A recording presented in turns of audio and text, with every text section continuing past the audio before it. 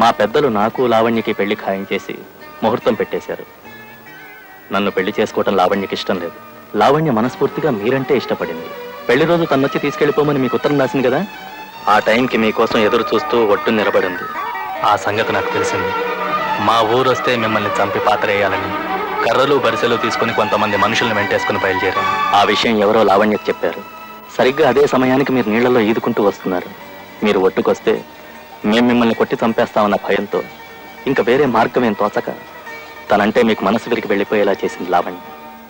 మరి మీకు లావణ్యకు జరగాల్సిన పెళ్లి?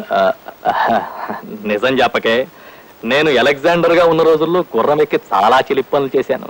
వాటిలో ఓ టీఎస్పీ గారు అమ్మాయికి పెళ్లి చేసుకుంటానని మాట ఇవ్వడం. సరే, మీరు మా ఊరు రావడం వెళ్ళిపోవడం జరిగిన తర్వాత ఆ టీఎస్పీ గారు ఓ తుపాకీని 20 మంది పోలీసుల్ని వెంటేసుకుని వచ్చి తన కూతుర్ని ప్రేమించి మోసం చేసినందుకు నన్ను చంపేస్తానని బెదిరించాడు. దాంతో పెళ్లి పందిట్లో గొడవ చెలరేగింది. ఇహ తప్పనిసరే దొరగారి కూతురు మెళ్ళలో తాళి కట్టేశాను. ఇదిగో బారే వీరు. రాజీ, నువ్వు వెళ్ళి అన్నయ్యతో ఆడుకోమ్మా.